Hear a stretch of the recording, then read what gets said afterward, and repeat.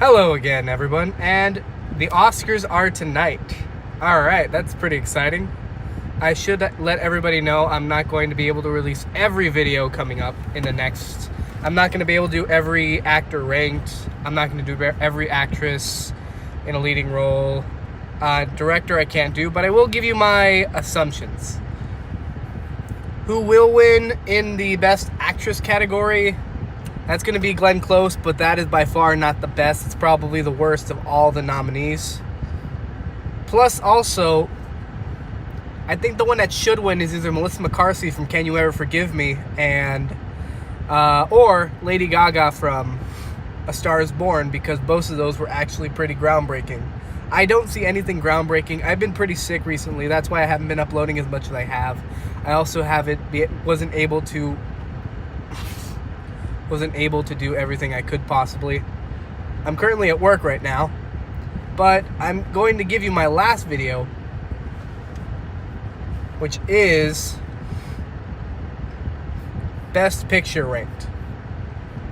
Also Best Actor ranked. The one that should win, that should win is Rami Malek. He also will win because all those Best Actor categories, it was pretty much a tie for me. I think every single one of them did a good job. Every single one. I wasn't dissatisfied with anybody. I would like either Rami Malek or from 5 to 1. It would be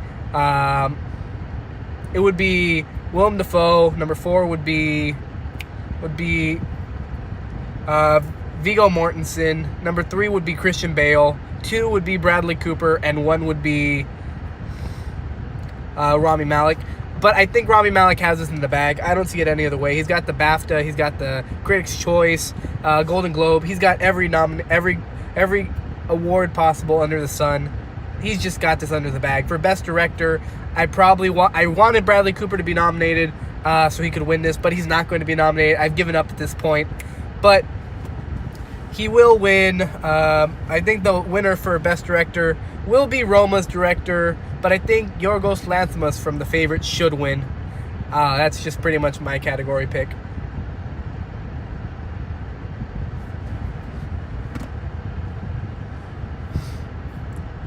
Alright, so let's do the top 8 Best Picture ranked. Coming in at number 8 for me is Roma. I know! Why do I hate all the popular things? Why? No, but in all seriousness, Roma to me, there's one of these every year that everyone always loves, and everybody thinks is this best, amazing movie of all time. 2 years ago it was Moonlight. Last year it was The Shape of Water. That they're just like, these are the best films in all of the world. But for me, it's just an average movie. I think the cinematography is gorgeous. I think the set design is flawless. Performances are fine. I don't have a problem with them. I especially like the supporting actress. It was kind of boring to me at times. It's not something I would ever see again, nor I don't picture anybody ever saying this is probably the best film ever. That's why Roma for me is at number 8. Coming in at number 7 is... What was number 7? I should write these down, probably. Number 7 for me is going to be Black Panther. Oh, man. Out of every movie nominated for Best Picture, this is the first superhero movie that has been nominated, and it is obvious why.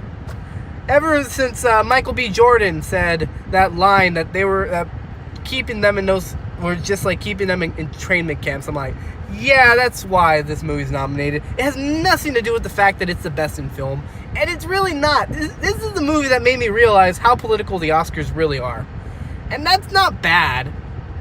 It's just the hypocrisy I can't stand. I mean, the Black Panther is fine. It's nothing I would ever want to see again. But it's not even the best Marvel movie from last year. Infinity War was probably the best movie from superhero movies that came out in a long time. I mean, in a world that has Logan, Thor Ragnarok, Captain America Civil War, Superman from the 80s, Superman, the original one, you know, the one with Christopher Reeve, Batman 1989. I can't believe that this is a superhero movie that got everyone realizing, hey, this is the genre we need to go to. Which is why, for me, Black Panther is number 7. Coming in at number 6 is Vice. Vice is now the first two I don't want anywhere near Best Picture. But for me, this is from 6 to 5, from 6 to 4 are the ones that I would understand. Vice is pretty much a good film on its own. I think it's a great story, great telling I think it's a fun parody of modern politics. I think it's pretty funny. Just this one joke that they're talking about when it's I'll spoil it because it's pretty funny and well, if you haven't seen it by now, then you're not really an Oscar fan, so I'll tell you all about it. There's this one scene where they're talking and Dick Cheney's saying that whether he should quit politics. So then it says, and Dick Cheney quit politics, rested, and was able to get back to normal health. He was also a loving man, and then it ended the credits, and I thought that was the funniest scene in the whole movie. It's just probably, on an entertainment factor, it's probably the funniest one of the nominees, which is why for me it's at number 6. Coming in at number 5, breaking into top 5, is Blakkklansman. Blakkklansman brings in an interesting view on what we have on our modern society, on modern politics, modern racism, looking back at the 60s. The reason I love this movie, the performances I thought were really good. I thought that the screenplay, I said it before, the screenplay for me is probably my favorite of the year for best adapted screenplay. I really, really think this movie got a lot of praise when it first came out, and then I saw it and I'm like, it's pretty good. The reason it's not higher is because it's extremely biased.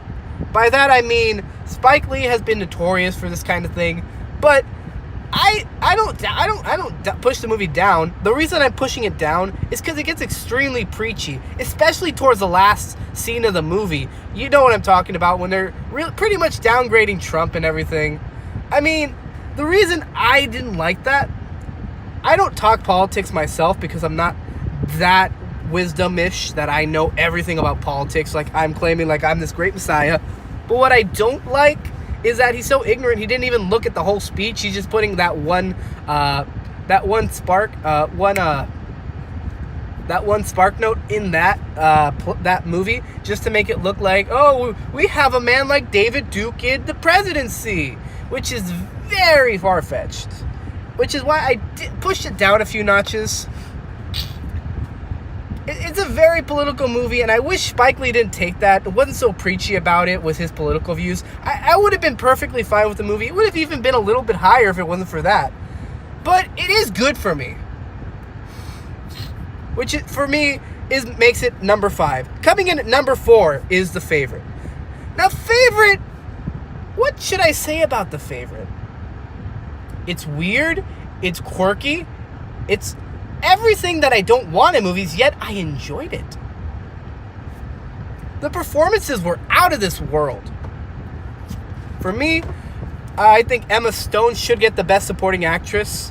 Not Glenn Close. Olivia Colman did fine. Rachel Weisz was amazing. But it did stumble upon being a little weird. For me, it's not a movie that I would ever want to see again, but it really is a piece of art.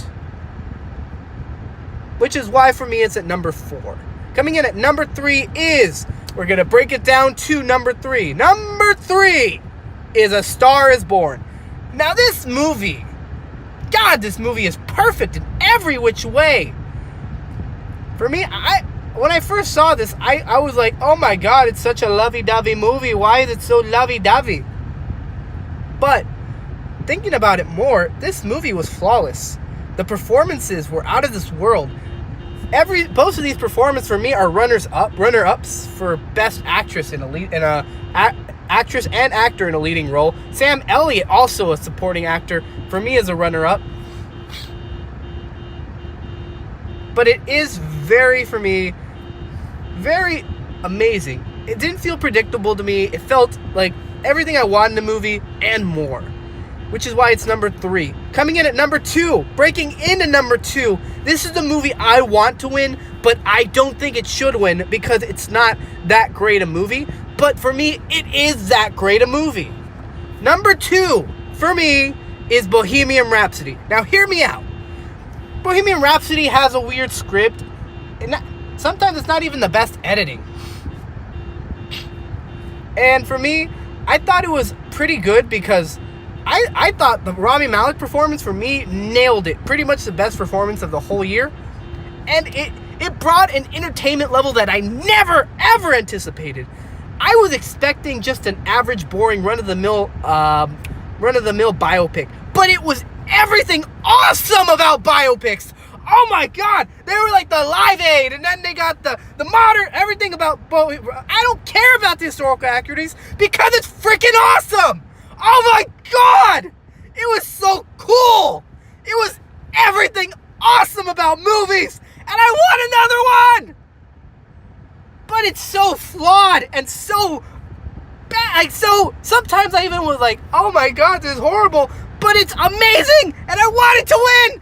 Bohemian Rhapsody 2019! Woo! Number 2. Number 1, Green Book. Everything I said about Bohemian Rhapsody that was enjoyable, but Green Book has no flaws. Everything about it is perfect in every which way, and I want everyone to see Green Book if you haven't seen it, because this is one of the best movies of the year. You have to see it, and it has to win Best Picture if Bohemian Rhapsody doesn't. If Bohemian Rhapsody doesn't, Green Book should. And it should win Best Original Screenplay because it is amazing. It needs to win. Give it some love. Go see the Oscars tonight. Let's see what happens tonight. Let's go! All right, anyways, thank you for watching. If you like what you've seen, go and subscribe, like this video, and leave your ranking below.